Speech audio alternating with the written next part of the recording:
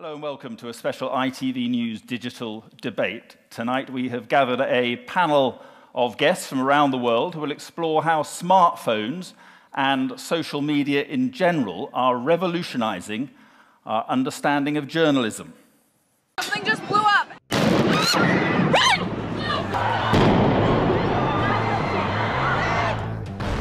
A barbaric terror attack in broad daylight. A British soldier is murdered on the streets of London. With bloodied hands, one of the killers boasted on camera moments after the attack.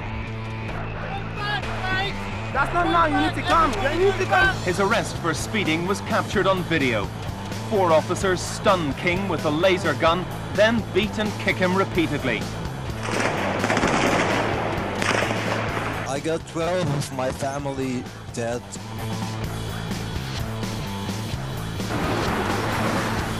Earlier, more than 30 shops were smashed. This, a sweet shop. Whoa! Captured on a mobile phone camera, gunfire on campus that seems as if it will never end. One of the survivors took these pictures with the camera in her mobile phone.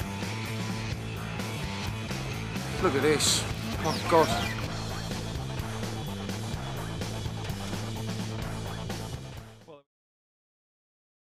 Google. Now, it's difficult to get away from cameras these days, from the surveillance cameras on the street that film our every move, to these smartphones in our pockets. But how many of us use those devices for more than snapping the odd selfie or boring our friends with our holiday pictures? Almost a year ago, a young British soldier was murdered in London on a street in broad daylight. The killer was filmed by an ordinary bystander using his mobile phone as the killer explained why he had carried out the brutal attack. The footage was used on ITV News that night.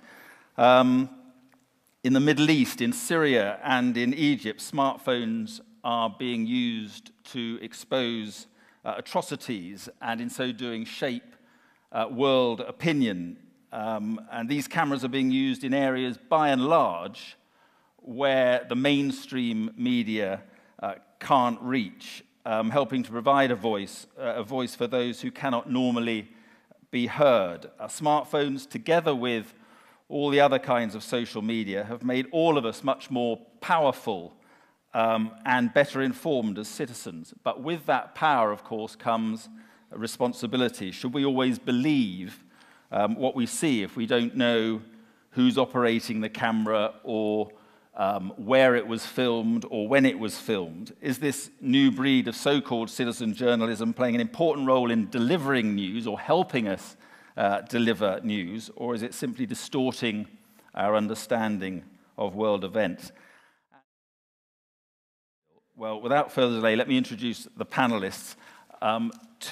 To my right, we have the author and journalist Will Self. We also have the renowned war photographer Paul Conroy, who was seriously injured in the Syrian city of Homs in the same attack in which the Sunday Times journalist Marie Colvin, a great friend to some of us here, was killed.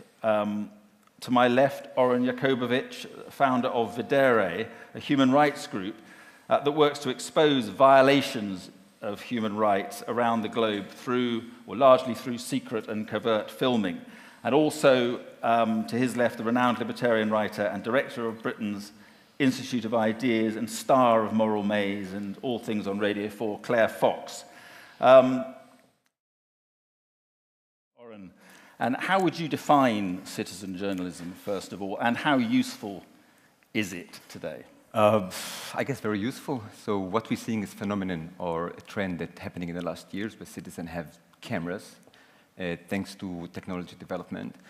And what we're seeing is a lot of images that we usually can't see through traditional media. And it's basically tackling 2 things that are problematic with traditional media. First thing, journalists cannot be everywhere, and we all know that they're all going bankrupt now. So they have less and less journalists all over.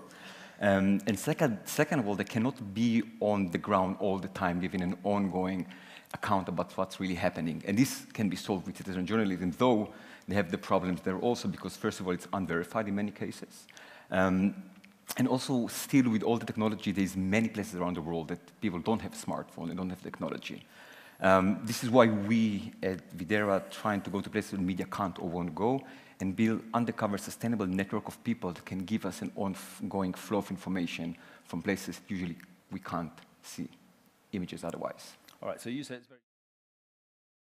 All right, so you say it's very useful. Claire, I know you're more skeptical about the role of citizen journalists. Well, I'm very enthusiastic about new technology, and it's undoubtedly the case that having pictures and images instantaneously that you can see what happened, whether it's the Boston bombing or so on, is invaluable. But it's not journalism. That's my only point. Journalism is a lot more than just putting the camera and showing the pictures. It's developing context. It's being skeptical. It's being one of the awkward squad who asks awkward questions. There are standards involved. There is not taking at face value what you see. And I suppose I have a nervousness that, you know, just if you think you can understand a war by just seeing a bomb go off and lots of blood, it becomes actually, it's almost like a video game. You're kind of watching it, but you never understand anything. And it's whose blood? Why did the bomb go off? Who planted it? And the pictures don't tell you that. And similarly, or slightly differently, I think that journalists, mainstream journalism should hold its nerve. It has a responsibility for some kind of objective search for the truth, which I still think is an ideal worth holding on to. And I feel that they themselves are handing over the reins in a kind of craven, paranoid way to citizen journalists, saying, oh, maybe we don't know what we're doing at all, and you lot know better, and maybe we can ingratiate ourselves with the public by telling you how empowering this is. So I just think citizens with cameras, good, not journalism.